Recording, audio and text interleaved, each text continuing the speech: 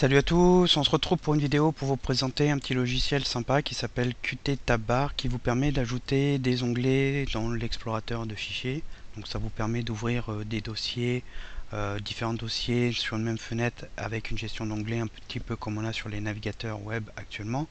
Et aussi vous pouvez ajouter des barres d'icônes pour ouvrir certains éléments de Windows comme le panneau de configuration, l'invite de commande et autres éléments système. Donc il y a déjà un article sur le site et voici une vidéo comme c'est un petit peu graphique pour vous expliquer comment l'installer et brièvement comment l'utiliser parce qu'il y a vraiment beaucoup d'options et du coup c'est assez compliqué de tout montrer, mais vous aurez déjà les grandes lignes, au moins les onglets pour pouvoir l'utiliser sur votre ordinateur. Donc la première chose à faire, c'est de l'installer, hein. Donc pour ça vous ouvrez par exemple votre moteur de recherche et puis vous tapez Qt Tab. Donc il y a 2 T et 2 B, tab étant les onglets et barres pour les barres d'icônes. Et il faut bien prendre le lien qui est en wiki.com parce qu'il y a une autre version qui est sur SourceForge qui est un petit peu plus ancienne et celle-ci est beaucoup plus complète. Donc quand vous arrivez sur la page, vous avez ici l'installeur et ici vous avez la possibilité de le mettre à jour avec la dernière version qui est la 1040. Donc il faut d'abord installer la 1038. Donc vous cliquez dessus et puis vous ouvrez le zip et vous aurez normalement un setup.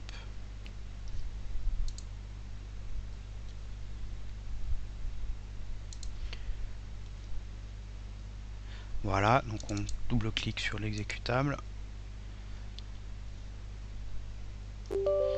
ce qui va lancer l'installeur et après donc faut faire suivant. Donc il propose pas de programme additif, hein, donc vous inquiétez pas de ce côté là. Et on fait next, next, on le laisse s'installer. Alors c'est exit, voilà, et ensuite donc on met à jour avec la version 1040. Donc c'est pareil, c'est un petit zip de 3 mégas.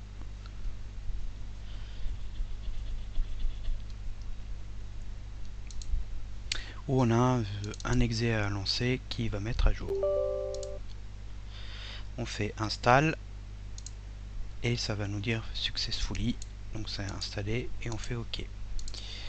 Donc à partir de là c'est installé, donc il faut relancer l'ordinateur ou fermer la session. Moi je vais simplement fermer l'explorateur de fichiers et le relancer pour que ça prenne en compte l'installation et à partir de là on va pouvoir l'activer. Alors je lance l'explorateur de fichiers. Donc à première vue il n'y a rien de spécial, mais vous allez dans le menu affichage et au bout vous avez options et quand vous faites la flèche vous avez la possibilité d'activer les barres. Donc je vais toutes les activer pour que vous voyez un petit peu déjà le contenu et les différentes icônes qui sont accessibles parce qu'il y en a pas mal.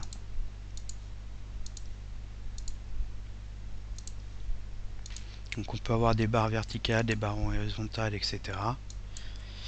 Et on peut avoir la gestion d'onglets là, mais on peut aussi l'avoir ici. Donc voilà en gros comment ça se présente, hein. Donc vous avez cette barre là qui, je pense, vous allez l'activer parce qu'il y a la barre de recherche. Et puis il y a différentes options, dont les derniers onglets que vous avez ouverts. Ici c'est les options de Qt Tab Bar, etc. Celle-là c'est plutôt pour aller dans le panneau de configuration, l'invite de commande, donc c'est plus les trucs système, à vous de voir si vous le voulez. Vous avez la même. Donc là je vais en enlever et je vais activer seulement alors celle-ci. Et puis je vais activer celle-là et on va enlever le reste, surtout la verticale à gauche parce qu'elle prend pas mal de place. Voilà, donc ici vous avez normalement la gestion d'onglets et puis on va laisser celle-là parce que comme je vous ai dit elle est sympa et vous avez les principales actions. Donc quand vous voulez ouvrir un onglet, donc il y a plusieurs méthodes, hein. Donc première chose, vous avez le clic droit. Dans le clic droit vous avez Open in New Tab et du coup ça vous ouvre l'onglet ici du dossier sur lequel vous avez fait un clic droit. On peut aussi laisser appuyer sur la touche CTRL du clavier et puis ensuite vous cliquez sur le dossier et ça ouvre dans un nouvel onglet. Et puis sinon vous pouvez simplement le glisser déposer, donc vous le sélectionnez avec le bouton gauche de la souris, vous laissez appuyer dessus, vous voyez que là ça me fait un dossier, et hop, on le lâche dans les onglets, et ça s'ouvre, et l'onglet s'ajoute, et après vous avez donc vos différents onglets, et vous pouvez passer d'un dossier à l'autre sans problème. Ici on voit que vous avez aussi la possibilité de lister les dossiers, enfin les sous-dossiers. Donc ça peut être sympa pour accéder rapidement à un dossier sans l'ouvrir. On peut faire aussi un clic droit pour l'ouvrir dans un nouvel onglet. Donc ça c'est déjà pas mal parce que vous avez une seule fenêtre d'Explorer avec l'accès à tous vos dossiers. Quand vous bossez avec beaucoup de dossiers, ça peut vraiment vous simplifier l'affichage. Ensuite il y a une gestion des groupes. Donc c'est pas vraiment des groupes d'onglets que vous gérez, mais c'est plus, faut voir ça comme des favoris, c'est-à-dire que vous pouvez créer des groupes, par exemple un groupe vidéo, puis vous mettez vos dossiers favoris de vidéos dedans, un dossier image, un dossier document et choses comme ça, et ça vous permet de les ouvrir rapidement. Alors on peut créer un dossier à partir déjà des onglets qui sont ouverts, donc on fait un clic droit dans la barre groupe, et puis vous allez dans create a group from all tab, donc ça va prendre tous les onglets qui sont ouverts et le mettre dans un groupe.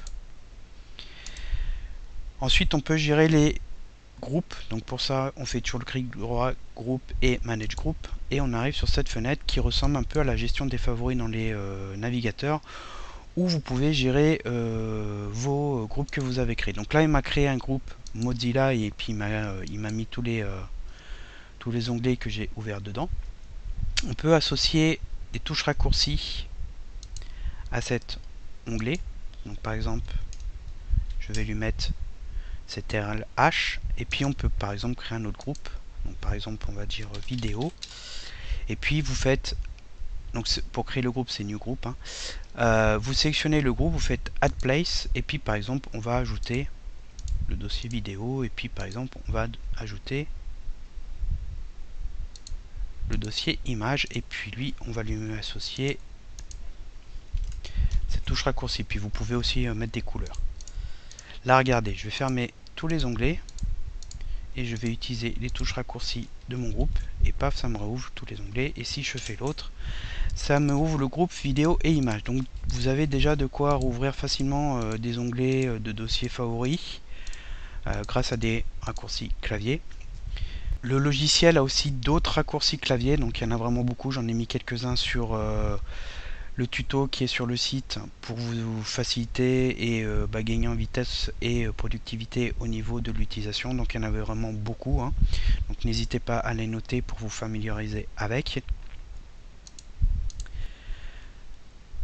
Donc ensuite, ici sur la barre, vous avez la possibilité d'ouvrir les options. On peut aussi passer par un clic droit et QTab options.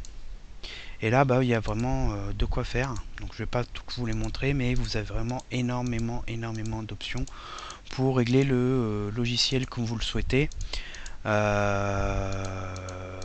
S'il y a des choses qui vont pas, donc par exemple, s'il y a des choses qui ne vous conviennent pas, donc par exemple, on peut changer les raccourcis clavier. Donc vous voyez que sur la page que je vous ai mis en tuto, on en a quelques-uns, mais il y en a vraiment beaucoup d'autres. Et puis vous pouvez régler vraiment tout. Bon là je vais pas tout vous montrer. Un autre truc qui est pas forcément connu, c'est que quand on fait un clic droit dans la barre des tâches, vous avez dans barre d'outils QTab Desktop Tool, et ensuite quand vous allez double cliquer sur le bureau, ça vous ouvre un menu où vous pouvez rouvrir vos groupes, et là paf, vous récupérez vos groupes, les onglets récents, les fichiers récents que vous avez ouverts, les applications, et puis les fichiers du bureau, les icônes que vous avez placées. Donc du coup, ça vous permet aussi de ouvrir très rapidement vos groupes depuis des raccourcis du bureau. Et puis ensuite, vous avez les options. Donc vous accédez aux options soit par l'icône représentée ici, soit un clic droit QTab barre options. Vous avez plein d'autres options. Et là il y en a vraiment beaucoup, vous avez comme vous pouvez le voir beaucoup de sous-menus, ça va des fonctions du logiciel À la possibilité de changer les touches raccourcis, gérer le groupe comme on a vu tout à l'heure. Vous avez aussi la possibilité de changer l'apparence. Par exemple, vous pouvez agrandir les polices, les tailles, les choses comme ça. On peut changer la police des onglets si ça vous convient pas.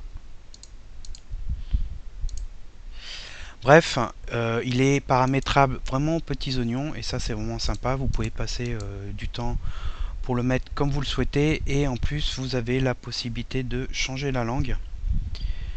Donc pour ça on clique sur Download langue.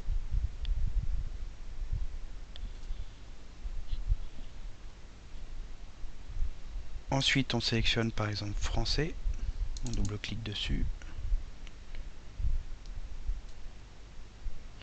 Il faut télécharger le fichier et ensuite on va le chercher avec les icônes 3 petits points. Donc là je l'ai mis sur le bureau, on double-clique et on fait Apply et vous avez maintenant les menus en français. Donc voilà, je pense qu'on a fait le tour. C'est, je pense, un logiciel qui est vraiment très utile. N'hésitez pas à l'installer et à faire un tour avec. Et comme d'habitude, si la vidéo vous a plu et vous a aidé, n'hésitez pas à la partager et à la noter avec un pouce vers le haut. Et je vous dis à bientôt pour d'autres vidéos.